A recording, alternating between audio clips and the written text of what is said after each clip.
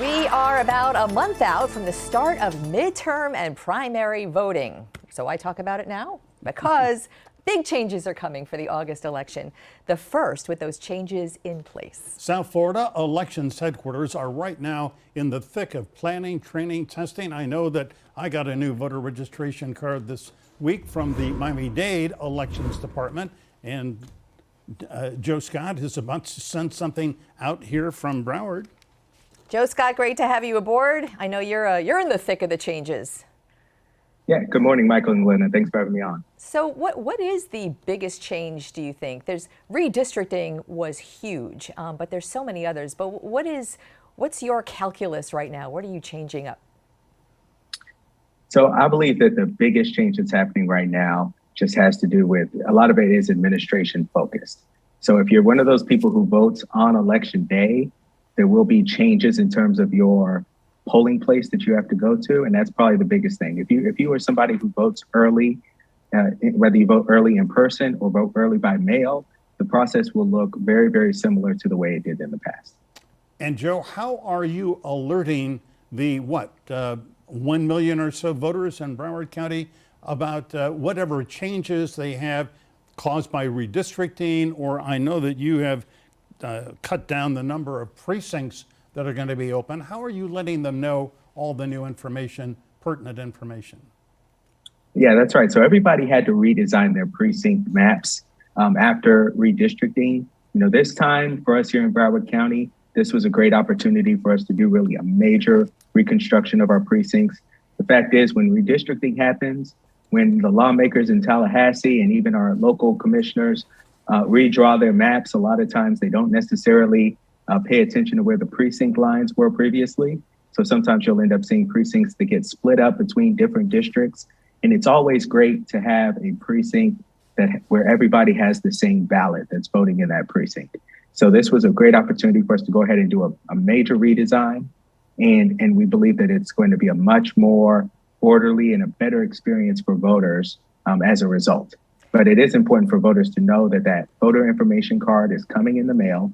There's many people have already gotten it. I'd say well over half of the voters out there in Broward County have already gotten it, and pretty much everybody else will get it in the coming days. And I believe that that's also the case for Miami-Dade County. So everybody should be getting a voter information card in the mail. And for us in Broward County, there will be another mailer that's going out a little bit closer to the election, just to make sure that everybody's aware of these changes and what's new and what they need to be prepared for. And that's going to be a very big deal, a big change when people all of a sudden get a new voter card in the mail that they didn't necessarily ask for. So I think that's something that we really should key in on, that everyone needs to be aware of that, because we've seen in past elections there are attempts to dupe voters. I'm not sure dupe is too strong of a word. That's a good word. Thank you. So it's really important for people to take ownership and responsibility that all their information is correct on those cards. And yes, you're right. We Christina White in Miami-Dade, Joyce Griffin, supervisor in Monroe. All of South Florida voters are really in focus right now. So there's also this new election, a new law, Florida law, Election Security Office, the Office of Election Security, a law meant to secure elections, even though our elections, by all accounts, have been very secure. So Joe, the rhetoric around that law and the debate around the law, I think really concerned a lot of people that we've spoken to. I would like to hear from, the guy at the top. Is that worrisome to you, these new laws that secure the vote? Should people be worried about that? Well, as we watch the governor sign that bill? We learned this week that the governor has chosen to appoint Peter Antonacci to head that new Office of Election Security. I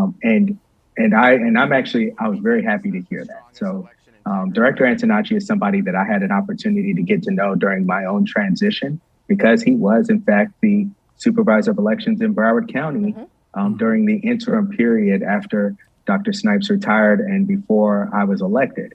So he's the person who was our person that was, the interim supervisor here. So he's the person who invited me in after I won the election. He invited me to come in. He showed me the ropes, taught me everything. And I felt like he had done a good job. He was a good man. He was somebody who was very principled.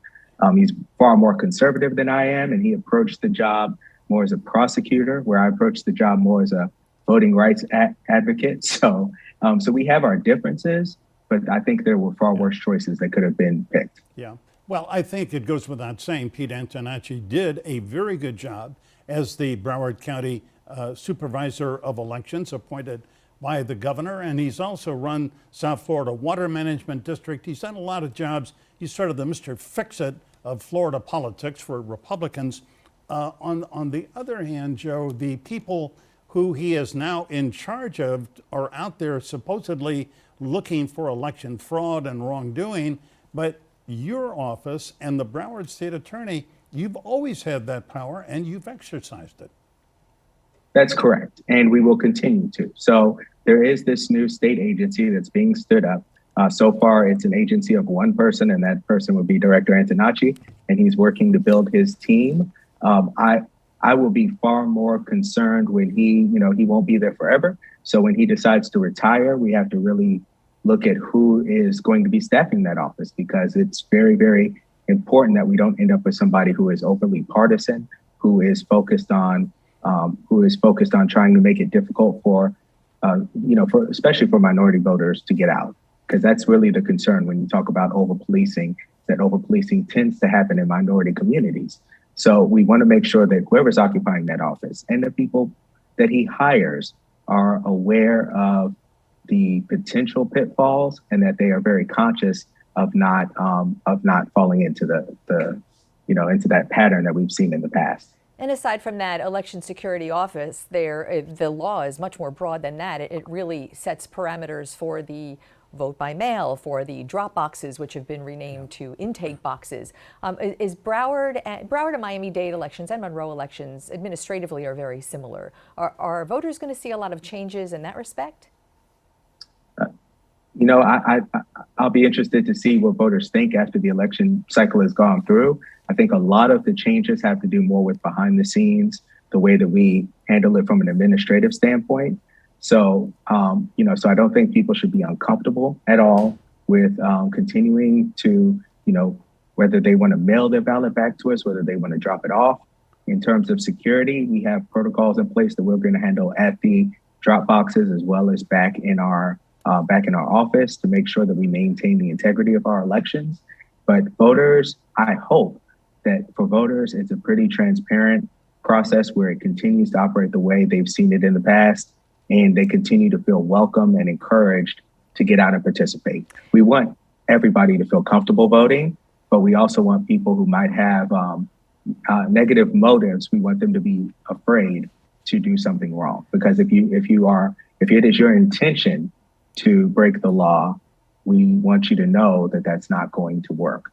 But if you are just a voter who wants to participate in our elections, you should feel 100% comfortable, and you have nothing to worry about.